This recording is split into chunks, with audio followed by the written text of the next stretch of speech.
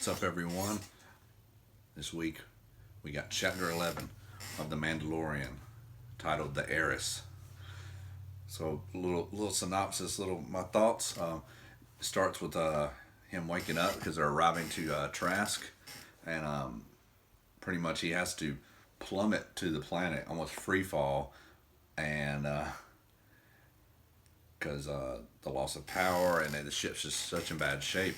I'm surprised Frog Lady ain't screaming again like the first time when she's like, "Ah!" But it's to plummet, almost free fall to the surface of Trask, and then he puts on the thrusters at the last second on the dock, and then you think it's all right. Then one of the side thrusters on his ship goes out, and it goes right into the ocean.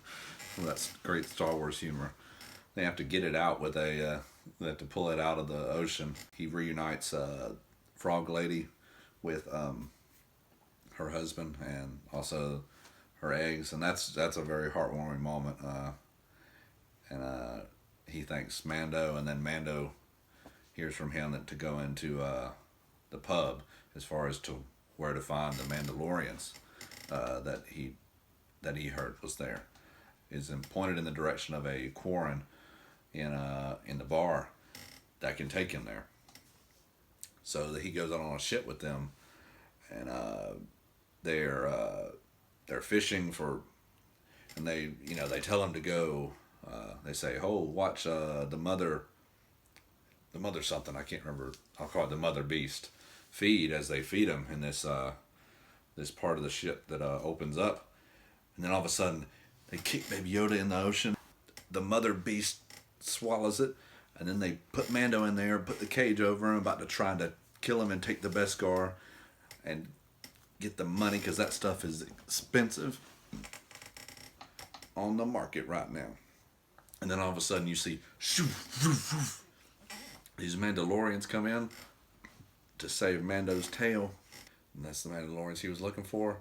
He gets out, they greet him, they take their helmets off. He's thrown off. He's like, "You're not supposed to take the helmet off. No, no." No! And then what do you know? It's Bo-Katan. Yay! And two other Mandalorians in her crew. And wow, that was, Katie Sackhoff is Bo-Katan, and she done a fantastic job. And she does the voice, of Bo-Katan in Clone Wars, and she just translated over to live action, and she done such a great job.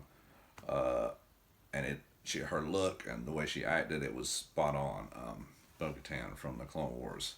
Mando goes to say, "Why are you taking off your helmet?" And they're like, and they already recognize that he's like, oh, he's one of those, kind of one of those newbies, the one that believes from Death Watch that raised him, that certain branch that doesn't take their helmets off, that believes in the old ways, or a different branch of Mandalorian culture than she is.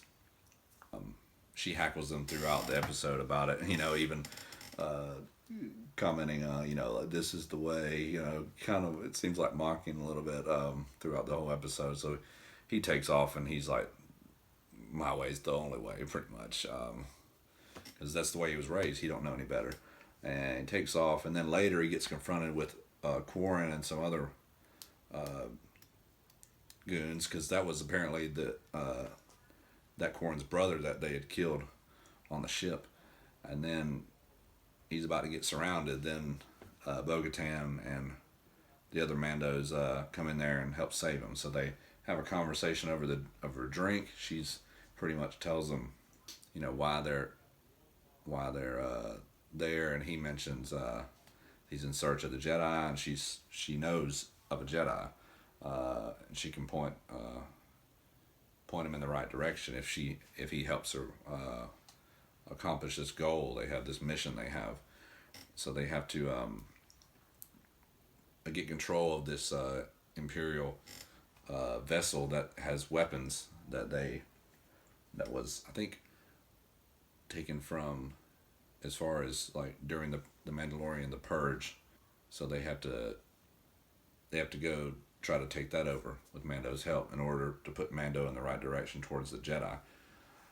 But first, he drops Baby Yoda off with a frog lady because he knows he needs a babysitter. Let's just keep him safe. You know, he was already on that monster's mouth in the ocean, so he's making a smart dad move. Yeah, and frog lady and her husband are good people. You know, they're good parents.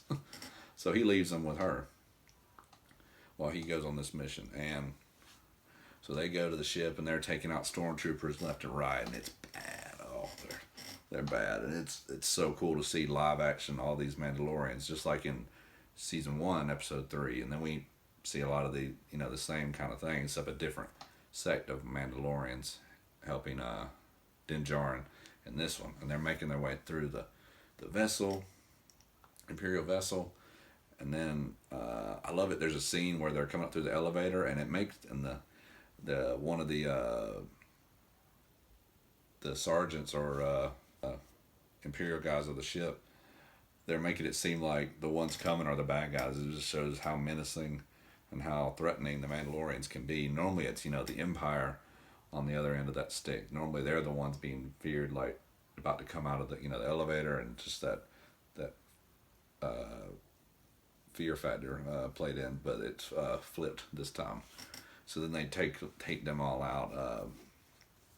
First they shut the door, and then he tells the other general, he's like, we shut the door, but oops, we shut the wrong door. And then the Mandos take the weapons, but before they're in the airlock part, so they open that, and then they go flying out.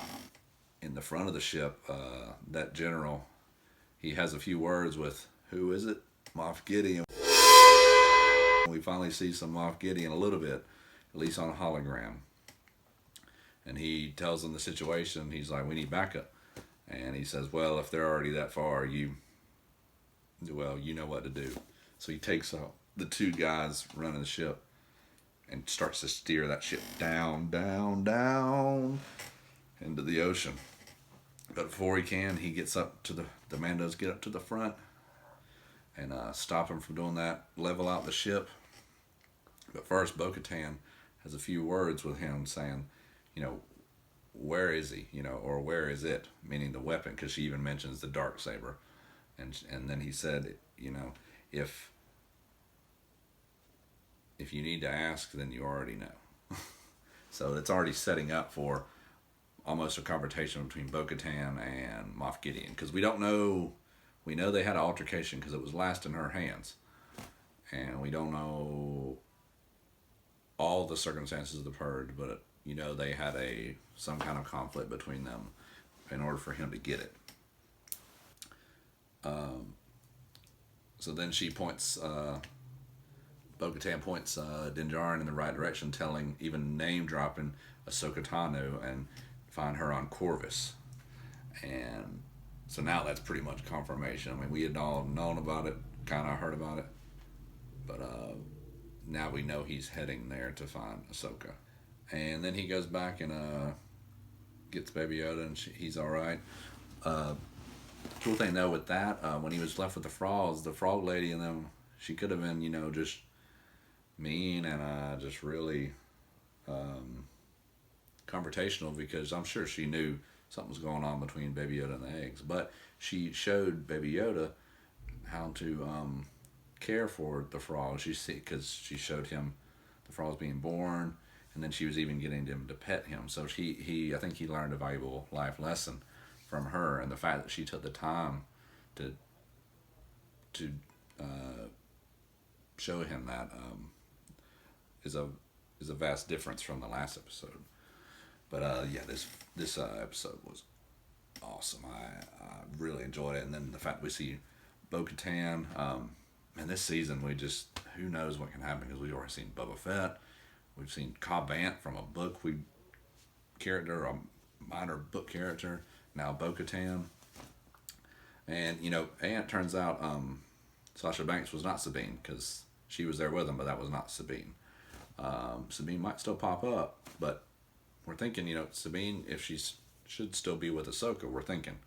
So, and maybe possibly Captain Rex. So the possibilities this sets in motion is just, yeah, it's. And I think the next episode we're going to be going back to, because Carl Weathers is directing, so I think we're going to be going seeing Cara Dune and Greed Karga again. We'll probably go back to Navarro. For some reason, maybe he'll repair his ship some, or need their help. Maybe he's a little hesitant against the Jedi or something, so he wants some backup. We don't know, but yeah, fantastic episode. Just some of my little thoughts real quick about it, and I'll dive in it deeper on the full podcast and some other videos to come here about chapter 11 entitled The Heiress. This is the way. So long.